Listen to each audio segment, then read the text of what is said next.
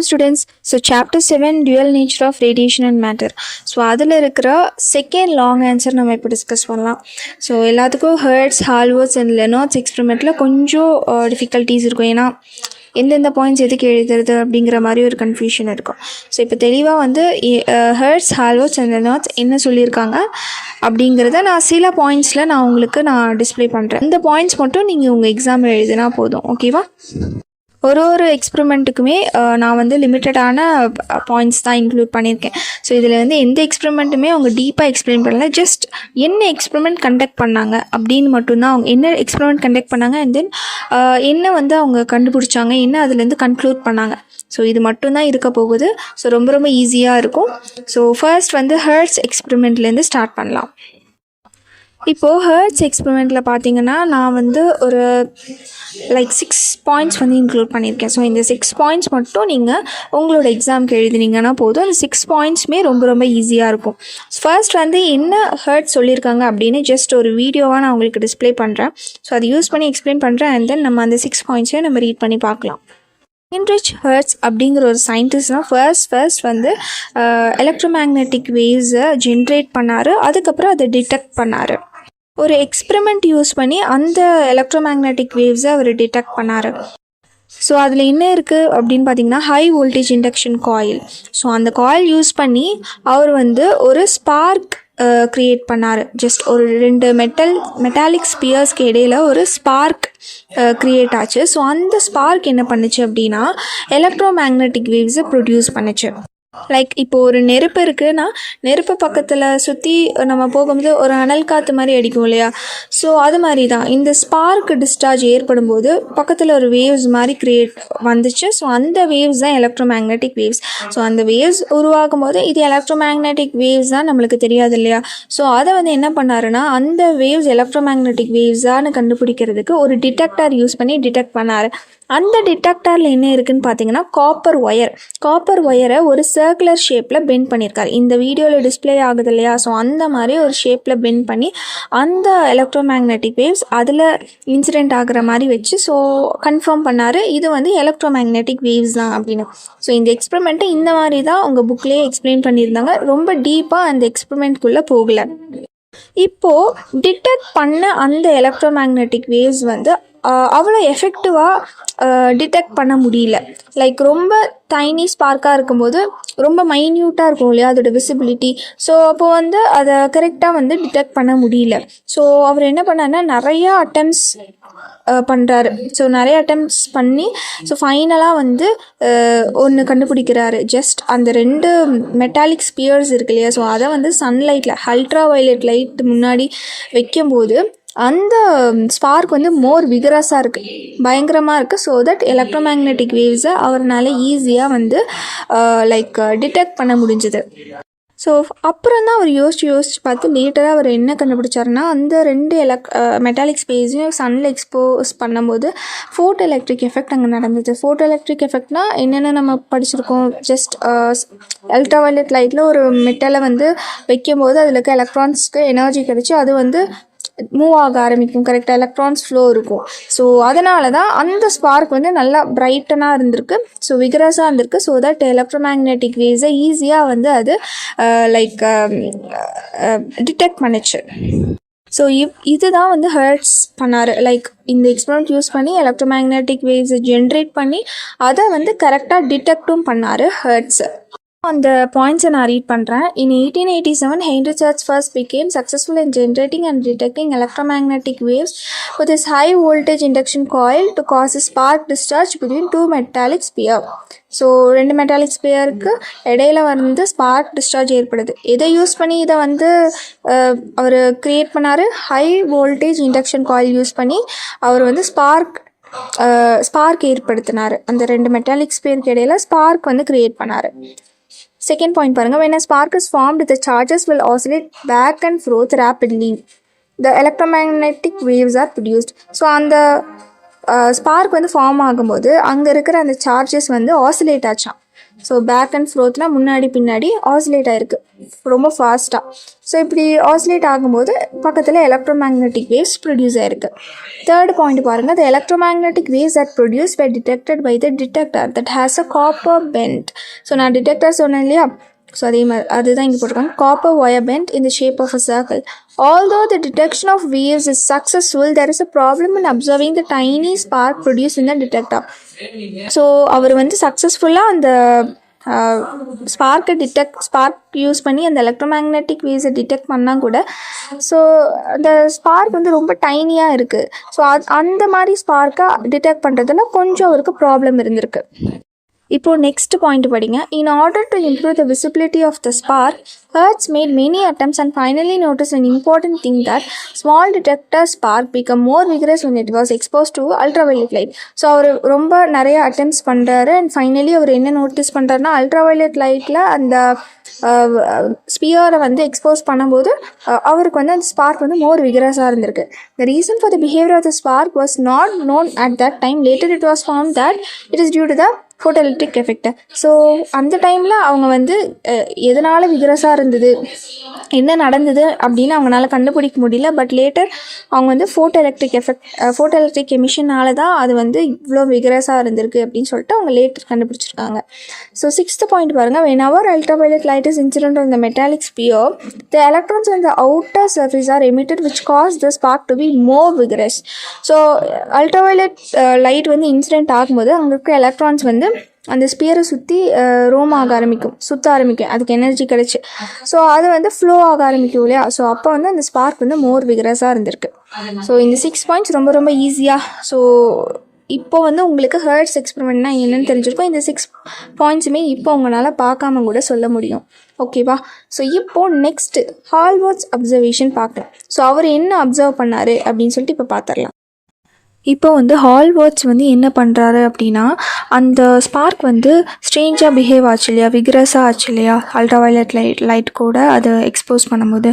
So இதை வந்து அவர் எதனால் இப்படி ஆச்சு ஒரு எக்ஸ்பெரிமெண்ட் மூலியமாக அவர் வந்து அப்சர்வ் பண்ணார். இந்த எக்ஸ்பெரிமெண்ட்டோட செட்டப் பார்த்திங்கன்னா, நான் இங்கே வந்து ஒரு லேப் மாதிரி ஓப்பன் பண்ணியிருக்கேன். ஸோ அந்த லேபில் உங்களுக்கு காட்டுறேன். ஸோ இந்த பிளேட் வந்து ஒரு ஜிங்க் பிளேட். ஓகே. ஸோ ஒரு பிளேட் எடுத்துக்கிட்டாரு. ஸோ அந்த பிளேட் கூட கோல்டு லீஃபை வந்து கனெக்ட் பண்ணிட்டாரு. ஸோ இதுதான் வந்து இந்த ஆரேஞ்ச் கலரில் இருக்கிறது தான் கோல்டு லீஃப். ஸோ இதை கனெக்ட் பண்ணிவிட்டு இதை வந்து அல்ட்ராவயலட் லைட்டில் எக்ஸ்போஸ் பண்ணுறாரு. இப்போது நம்மளுக்கு ஆல்ரெடி தெரியும், பாசிட்டிவ் சார்ஜ் சேர்ந்தால் அது வந்து ரிப்பல் ஆகும், நெகட்டிவ் சார்ஜ் சேர்ந்தால் அதுவும் ரிப்பல் ஆகும், பாசிட்டிவும் நெகட்டிவும் சேர்ந்தால் தான் அட்ராக்ட் ஆகும். கரெக்டாக. ஸோ இந்த பிரின்சிபல் யூஸ் பண்ணி தான் நம்ம இந்த எக்ஸ்பெரிமெண்ட்டை அண்டர்ஸ்டாண்ட் பண்ணிக்க போகிறோம்.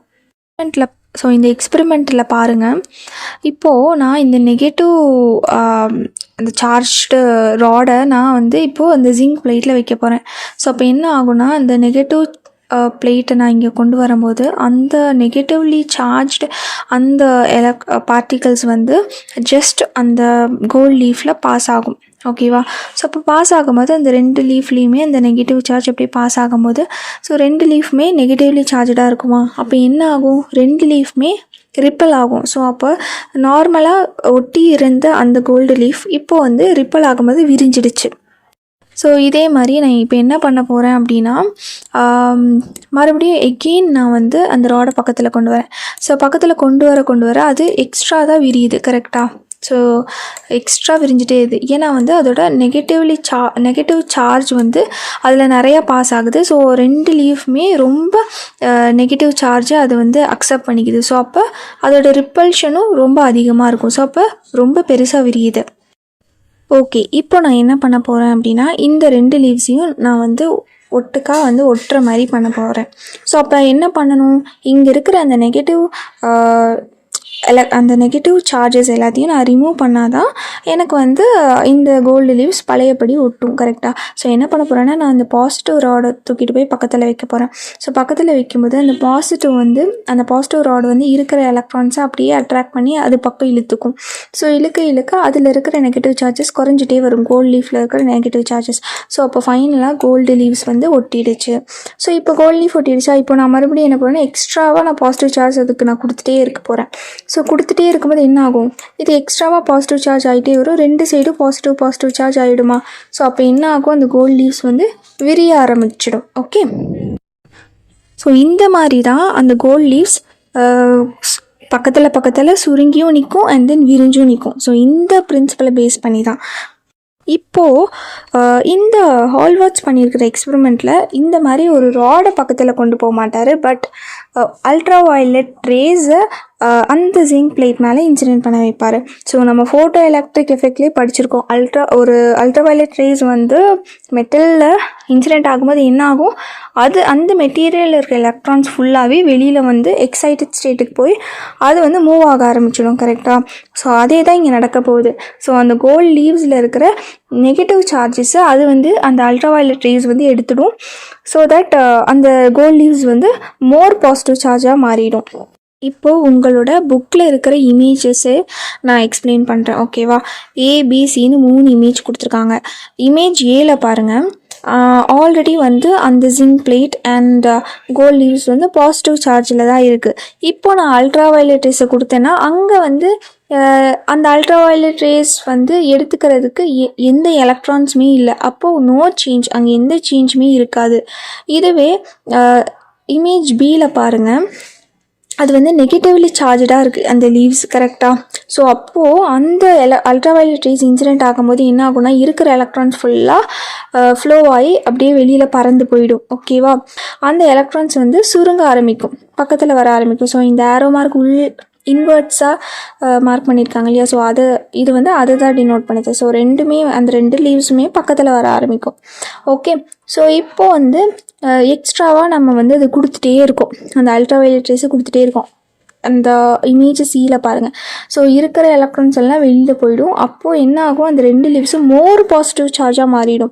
இருக்கிற எலக்ட்ரான்ஸ் எல்லாம் வெளியில் போயிடுச்சுன்னா மோர் பாசிட்டிவ் சார்ஜாக மாறிடும். அந்த மோர் பாசிட்டிவ் சார்ஜ்டு அந்த லீவ்ஸ் வந்து ரிப்பல் ஆக ஆரம்பிச்சிடும். கொஞ்சம் நேரம் கழிச்சு அது வந்து சுருங்க ஆரம்பிக்கும். பட் கொஞ்ச நேரம் கழிச்சு ரொம்பவே நம்ம அல்ட்ராவயலட் ரேஸ் இன்சிடென்ட் பண்ணும்போது அது வந்து விரிய ஆரம்பிச்சிடும். ஓகேவா? ஸோ இந்த மாதிரி சேஞ்சஸை ஹால்வர்ட்ஸ் வந்து அப்சர்வ் பண்ணுறாரு. ஸோ இதிலிருந்து அவர் என்ன கன்க்ளூட் பண்ணுறாருனா, என்ன அப்சர்வ் பண்ணுறாருனா, நெகட்டிவ்லி சார்ஜ் எலக்ட்ரான்ஸ் வந்து அந்த ஜிங்க் பிளேட்லேருந்து எமிட் ஆகுது அப்படிங்கிறது அவர் வந்து கன்க்ளூட் பண்ணுறாரு. எப்போ எமிட் ஆகுது? அல்ட்ரா வயலட் லைட் கூட அதை எக்ஸ்போஸ் பண்ணும்போது எமிட் ஆகுது. ஸோ இதுதான் வந்து ஹால்வர்ட்ஸோட அப்சர்வேஷன்ஸ். ஸோ டோட்டலாக 4 பாயிண்ட்ஸ்னு எடுத்துகிட்டு வந்திருக்கேன். இந்த 4 பாயிண்ட்ஸையும் ரீட் பண்ணி பார்க்கலாம். In 1888, William Hallwachs, a German physicist, confirmed that the strange behavior of the spark is due to the action of ultraviolet light with a simple experiment. Second point parunga, a clean circular plate of zinc is mounted on an insulating strand and is attached to a gold leaf electroscope by a wire. When the uncharged zinc plate is irradiated by an ultraviolet light from an arc lamp, it becomes positively charged and the leaves will open. So நம்ம பண்ணதே தான் இவங்க சென்டென்ஸாக சொல்லியிருக்காங்க. So third point பாருங்கள், further if the negatively charged zinc plate is exposed to ultraviolet light, the leaves will close as the charges leaked away quickly. Okay, so அதில் இருக்கிற அந்த negatively charged zinc பிளேட்டை வந்து நம்ம அல்ட்ராவயலட் லைட் கூட expose பண்ணும்போது அதில் இருக்கிற நெகட்டிவ் சார்ஜ் வெளியில் போக இந்த 2 லீவ்ஸுமே பக்கத்தில் வர ஆரம்பிக்கும். ஓகேவா? will close. So if the plate is positively charged, it becomes more positive upon UV rays irradiation and the leaves will open further. So கொஞ்ச நேரம் கழிச்சு அந்த 2 லீவ்ஸுமே ரொம்ப பாசிட்டிவ் சார்ஜ் அட்டைன் பண்ணும். ஸோ அப்போது ரெண்டுமே விரிய ஆரம்பிச்சிடும்.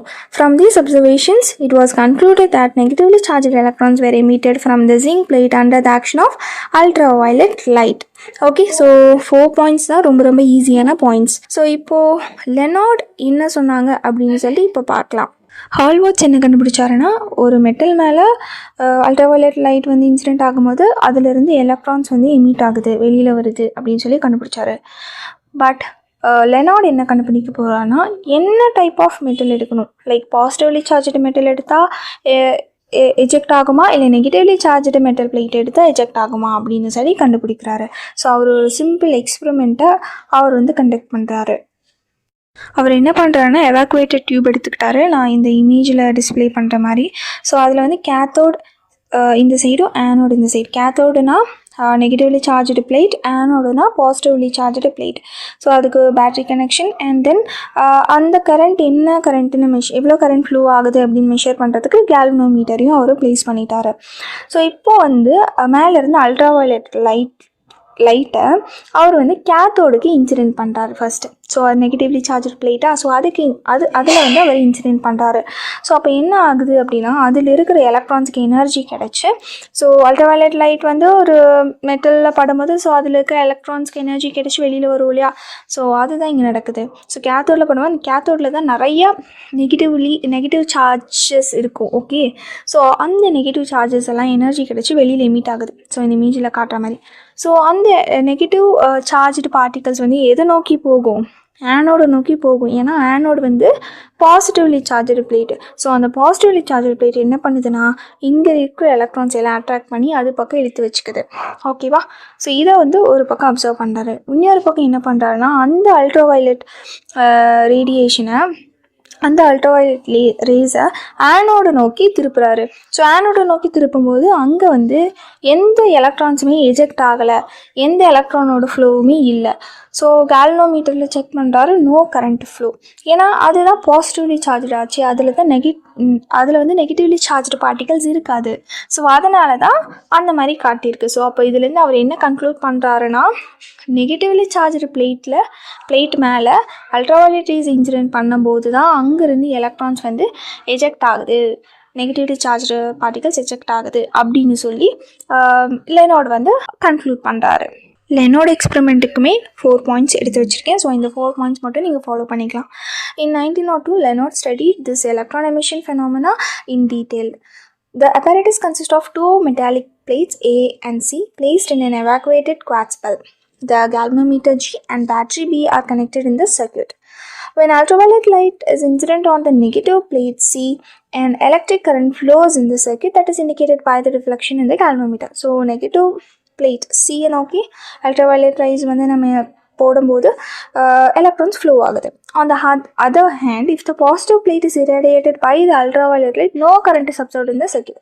So positive plateல irradiate பண்ணும்போது எந்த ஒரு கரண்ட்டுமே அப்சர்வ் ஆகலை. கரெக்டாக? ஸோ தேர்ட் பாயிண்ட் பாருங்கள். When these observations, it is concluded that when ultraviolet light falls on the negative plate, electrons are ejected from it, which are attracted by the positive plate A. On reaching the positive plate through the evacuated bulb, the circuit is completed and the current flows in it. Thus, the ultraviolet light falling on the negative plate causes the electron emission from the surface of the plate. Okay, so நம்ம learn பண்ணதே தான் அவங்க வந்து ஒரு சென்டென்ஸாக கொடுத்துருக்காங்க. So இந்த 4 பாயிண்ட்ஸும் learn பண்ணிக்கோங்க. And then figure 8.7 draw பண்ணிக்கோங்க லெனார்ட் எக்ஸ்பெரிமெண்ட்டுக்கு. அண்ட் தென் அதே மாதிரி ஹால்வாக்ஸ் எக்ஸ்பெரிமெண்ட்டுக்கும் நீங்கள் ஃபிகர் 8.6 ட்ரா பண்ணிக்கோங்க. ஓகேவா? ஸோ ஹெர்ட்ஸ் எக்ஸ்பெரிமெண்ட்டுக்கு அவங்க எந்த இமேஜும் கொடுக்கல. ஸோ நீங்கள் எதுவுமே நீங்கள் ட்ரா பண்ண தேவையில்லை. ஓகே, ஸோ நான் கொடுத்துருக்குற அந்த பாயிண்ட்ஸ் ப்ளஸ் அந்த புக்கில் இருக்கிற இமேஜ், ஸோ இதை வந்து நீங்கள் ஃபாலோ பண்ணி இதை நீங்கள் எக்ஸாமில் வந்து எழுதினாலே ஃபுல் மார்க்ஸ் கிடைச்சிடும். ஓகே, தேங்க்யூ ஃபார் வாட்சிங். ஸோ உங்களுக்கு வந்து இந்த வீடியோ யூஸ்ஃபுல்லாக இருந்தது அண்ட் இது ரிலேட்டடாக நிறைய வீடியோஸ் வேணும் அப்படின்னா என்னோடய சேனலை வந்து சப்ஸ்கிரைப் பண்ணிக்கோங்க. அண்ட் தென் உங்களுக்கு வந்து எந்த மாதிரி கண்டென்ட் வேணும், ஸோ எந்த மாதிரி உங்களுக்கு ஹெல்ப் வேணும் அப்படிங்கிறத கமெண்ட்ஸில் சொல்லுங்கள்.